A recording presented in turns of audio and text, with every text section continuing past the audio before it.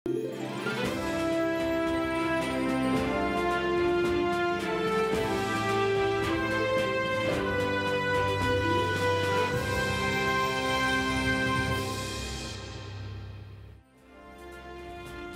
selamat malam. Selamat datang di Talk Politik with Reinhard. Saya Reinhard Sirait.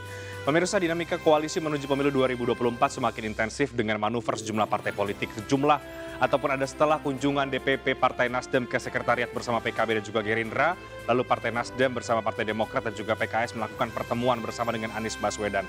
Hingga saat ini, koalisi parpol belum secara resmi mendeklarasikan calon presiden bersama-sama. Apakah manuver Partai Nasdem membuat dinamika internal koalisi perubahan bersama Demokrat dan juga PKS bergejolak, dan apakah poros koalisi yang ada bisa bubar atau berubah menjadi kelompok baru dengan anggota parpol yang berbeda? Saya Reinhard Sirait, inilah Talk Politik selengkapnya.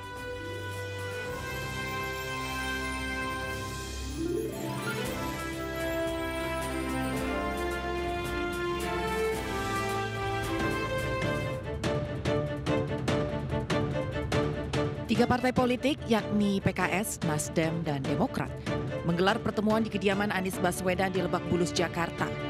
Ketiganya mendukung pencalonan Anies Baswedan untuk maju dalam Pilpres 2024. Pertemuan elit tiga partai ini membahas rencana koalisi perubahan yang akan terwujud dalam waktu dekat.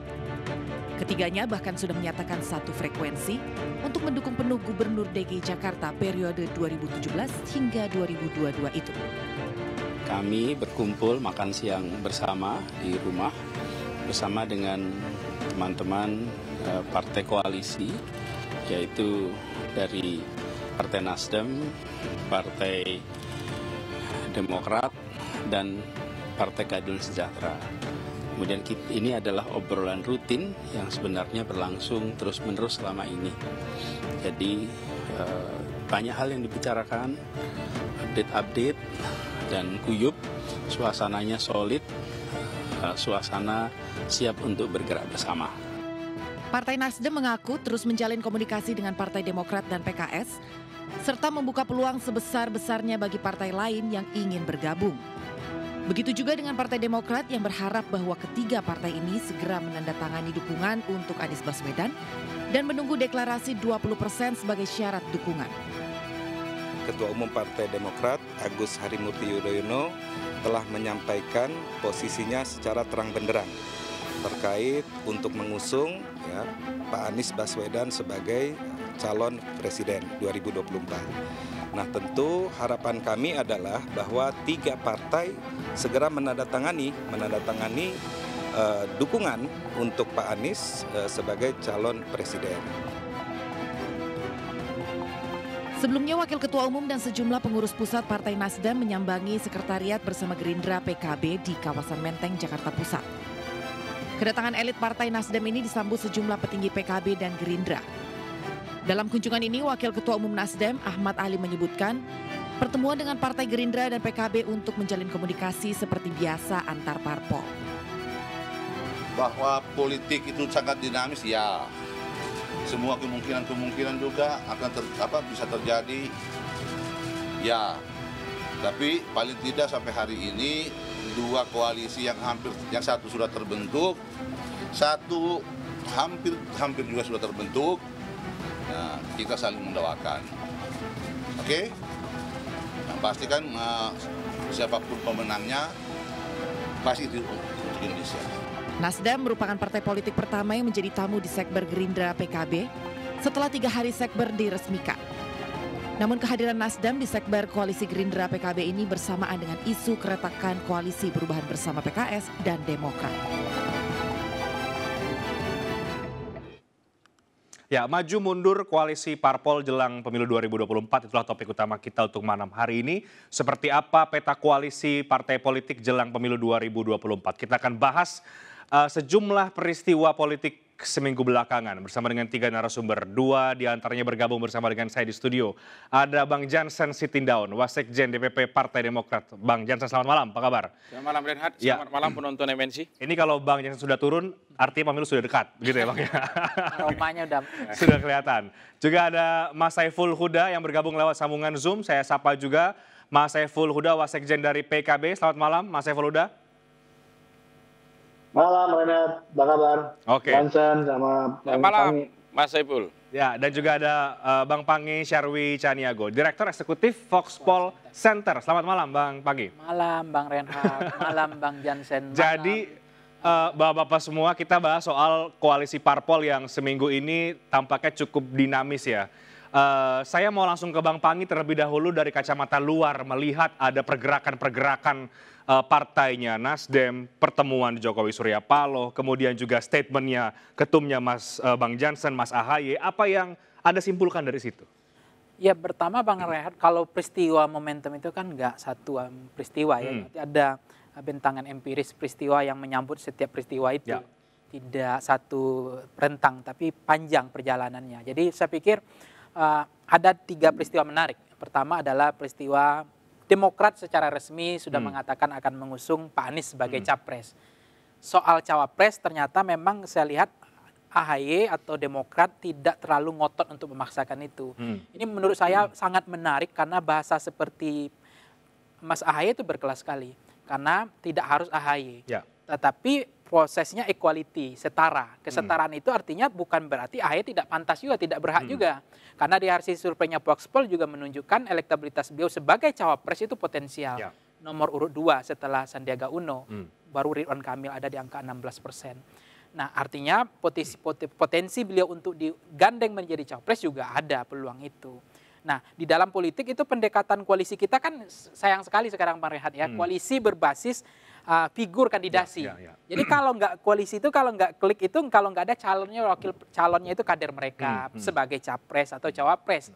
Nah koalisi seperti ini rentan sekali Bang Reinhardt. Karena lem perekat koalisinya nggak kuat. Dan ini yang terjadi di koalisi yang ada sekarang. Koalisi kita itu cenderung transaksional, pragmatis, jangka pendek. Jadi berkoalisi atas dasar kandidat, nominasi menurut saya agak keliru. Mestinya kan bangunan koalisi kita itu programatik, visi kecapresan, bagaimana Indonesia dibawa ke depannya, seperti apa solusinya, apa narasi tentang mengatasi persoalan kebangsaan, rute trayeknya begitu.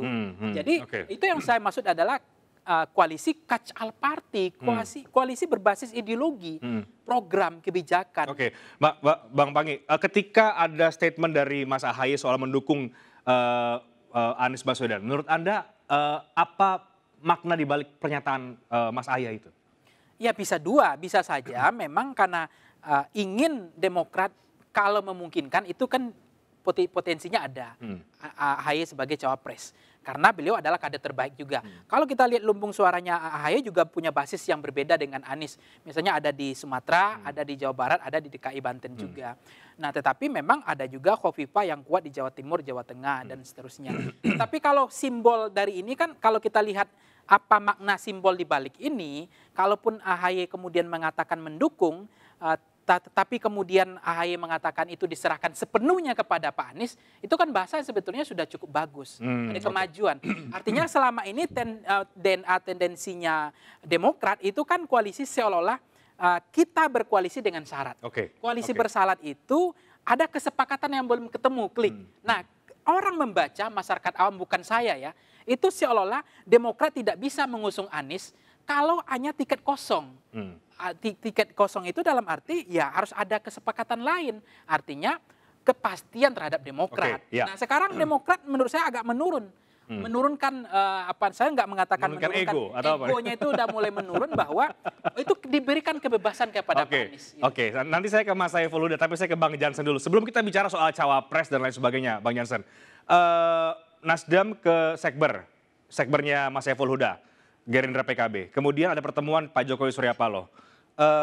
Posisi Demokrat sekarang gimana ini? Ngeri-ngeri atau masih yakin banget dengan koalisi perubahan? Biasa aja. Biasa aja, nggak, peristiwa itu tidak mengganggu sama sekali posisi Demokrat di koalisi perubahan? Kalau kedatangan Nasdem ke sekbernya Mas Saiful Huda, PKB Gerindra itu, karena memang kita punya tim kecil ya, Demokrat, PKS, dan Nasdem gitu. Jadi teman-teman Nasdem datang ke sekbernya PKB Gerindra itu sebelumnya sudah diberitahukan juga ke kita. Jadi itu makanya saya katakan biasa aja. Beda hal kalau sebelumnya tidak ada woro-woronya ke kita, kita kaget gitu.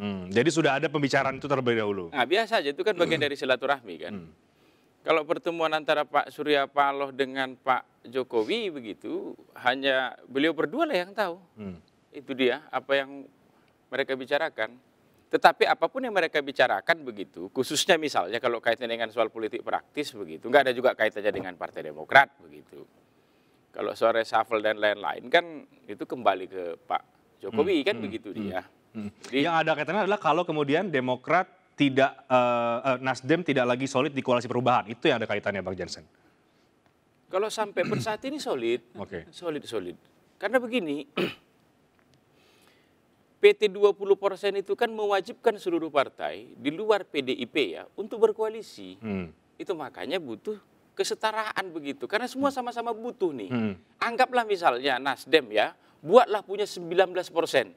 Kurang 1% ini setara yang 1%-nya. Karena tanpa 1% tidak bisa kemana-mana kan. Apalagi misalnya Nasdem, Demokrat dengan PKS ini beti-beti itu beda-beda tipis suara kursinya itu. Jadi 59, 54 kami, 50 PKS. Itu dia. Jadi tingkat kebutuhannya ini hampir sama nih.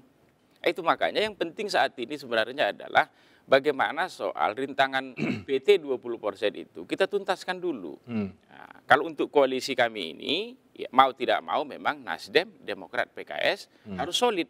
Karena kalau salah satu saja pergi begitu, nggak cukup.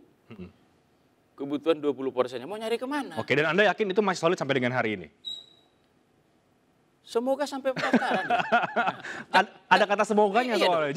Jangan hanya hari ini, karena gini, daftaran capres kita itu kalau tidak salah tuh tanggal 7 sampai tanggal 13 September. Masih lama sekali nih. Masih lama sekali. Itu. Kalaupun hari ini misalnya Demokrat, PKS dan Nasdem ya sepakat ya, kemudian punya capres cawapres, nggak bisa kita telepon KPU. KPU karena kami udah lebih dulu sepakat nih, tolong minggu depan buka ya pendaftaran, nggak bisa. Solid saat ini harus tetap dijaga nih. Itu sampai September 2013 ini pendaftaran. Itu. Kalau soal dinamika begitu itu normal. Ini sama seperti ada 3 perusahaan besar begitu ingin melakukan merger, investasi atau diversifikasi usaha begitu di tempat tertentu. 3 perusahaan besar ini punya latar belakang yang berbeda. Termasuk proses pengambilan keputusan yang berbeda. Ada perusahaan cukup direktur utama memutuskan selesai. Ada perusahaan yang di ADRT-nya itu direktur utama nggak cukup, harus ikut juga komisaris. Ada juga perusahaan harus ikut rapat umum pemegang saham begitu. Jadi dinamika antara Demokrat, PKS dan Nasdem ini ya itu tidak mengurangi kesulitan kami. Penting nanti ketika ini sudah diikat begitu, menjadi satu keluarga, itu solid terus sampai September. Kalau sekarang biasa, ini kan proses ini. Pacaran ingin menggabungkan kan. Itu ide, pikiran, gagasan begitu. Saya ke Mas Saiful Huda. Mas Saiful Huda, bagaimana di koalisi Kebangkitan Indonesia Raya? Nah, ini kemarin juga didatangi oleh Partai Nasdem. Artinya sekarang apakah memang Anda bisa mengatakan bahwa memang akan ada partai di koalisi perubahan yang akan bergabung atau bagaimana sebenarnya? Ya, persis apa yang disampaikan oleh Jansen sebenarnya, bahwa kita menerima Pak Ahmad Ali, Nasdem, sama Willy dan kawan-kawan kemarin, karena memang mereka kontak kita, ingin silaturahim, dan lalu terjadilah agenda silaturahim itu hari Kamis itu. Ada 2 hal yang disampaikan oleh Pak Ali waktu di Sekber PKB Gerindra. Yang pertama, mengucapkan selamat atas sudah berdirinya Sekber PKB Gerindra, yang dalam hitungan kursi maupun hitungan suara sudah memenuhi tiket untuk mengusung dalam Pilpres 2024. Yang kedua, Pak Ali menyampaikan bahwa dinamika politik ini makin tinggi ke depan, dan dinamika politik ini prediksinya sama seperti Bang Jansen tadi, belum berujung. Nah, dalam situasi itu menjadi penting semua kekuatan politik untuk silaturahmi, menyamakan persepsi, dan ya pasti saling menggoda menurut saya, saling mencoba untuk ada yang mengambil inisiatif, ada yang mengajak, ada yang minta dipinang, ada yang dan seterusnya. Itu biasa memang, karena waktu kita masih kurang lebih sekitar 7 bulan ke depan, sampai bulan November ketika pendaftaran Pilpres pasangan presiden wakil presiden didaftarkan ke KPU. Yang ketiga menurut saya menarik, ini tinggal ditanya terus sama Jansen sebenarnya. Peristiwa soal dukungan Demokrat kepada Anies Baswedan, kalau dihitung secara kronologi waktu kan itu dikeluarkan malam hari sebelum pagi atau sore harinya Pak Surya Paloh datang bertamu ke istana, yang siang harinya juga diikuti siang hari sebelumnya pada hari yang sama Pak Ali, Willy dan teman-teman dari Nasdem silaturahmi ke Sekber PKB Gerindra. Ya. Itu perlu dijawab sama Jansen itu. Kronologi waktu itu bermakna apa? Kira-kira begitu. Bisa langsung ditanggapi Bang Jansen, silakan. Jadi maknanya apa ini? Kata Kang Huda, kronologi waktu. Tidak ada makna apa-apa kalau soal itu. Jadi kalau soal mendukung Mas Anies ini sebenarnya ya, sejak awal posisi Partai Demokrat ya, pasca beliau beberapa bulan lalu datang ke DPP Demokrat, itu sudah clear sebenarnya soal itu. Tinggal memang soal pembahasan Wapres ini ya, modelnya ini yang agak berbeda begitu. Berbeda itu bagaimana Pak? Nah, itu makanya kemarin keputusan kita bersama itu sudahlah, serahkan aja lah ke bakal calon presidennya begitu.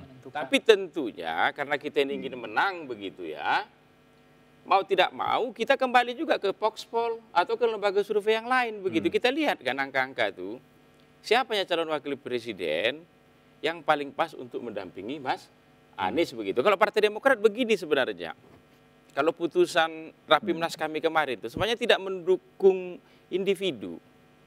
Itu makanya saya dalam beberapa kesempatan ditanya, apakah Partai Demokrat akan mendukung Mas Anies? Saya katakan, sepanjang Mas Anies kemudian ya konsisten ya menjalankan soal perubahan dan perbaikan sebagaimana keputusan Rapimnas Partai Demokrat kemarin, sepanjang itu juga kami akan mendukung beliau. Itu makanya kalau harapan kami Partai Demokrat, biar bagus juga untuk pemerintahan Pak Jokowi ini, biarlah Pak Jokowi ya dan pihak yang ada di istana begitu memilih kandidat presiden wakil presiden ya untuk masuk dalam klaster blok lanjutkan. Kan cantik tuh kalau Pilpres kontras dia, lanjutkan dan perubahan begitu.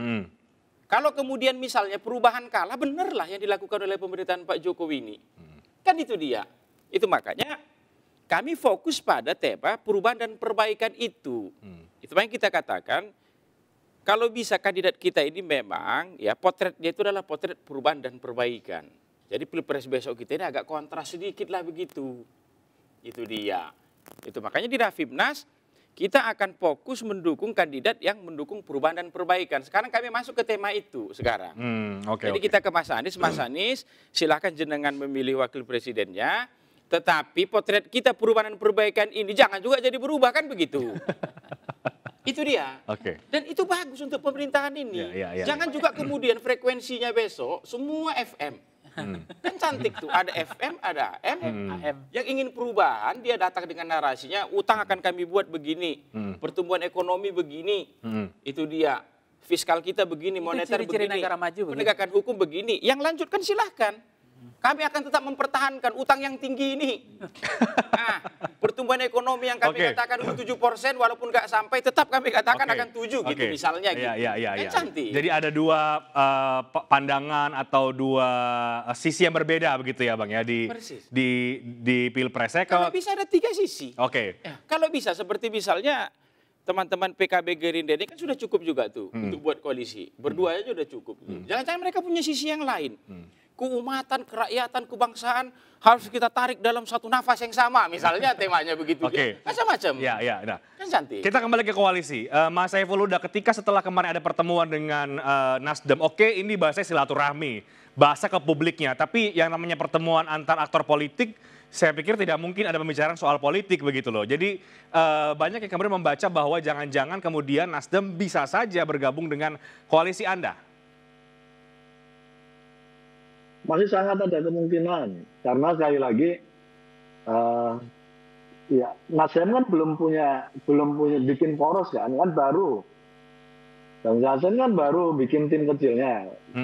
Poros koalisinya kan belum dideklarasikan. Artinya Nasdem juga masih sangat terbuka dia bangun poros atau gabung di poros yang sudah ada dan seterusnya. Tapi pertanyaan saya belum terjawab sama Jansen tadi. Yang mana itu Mas Saiful Huda? Yang belum terjawab yang mana, Kang? Soal kronologi waktu. Soal kronologi waktu. Oh, yang tadi. Oke, nah itu nanti dijawabnya nanti setelah jeda. Kita break dulu, nanti akan dijawab oleh Bang Jansen Siti Daun. Kami akan segera kembali sesaat lagi.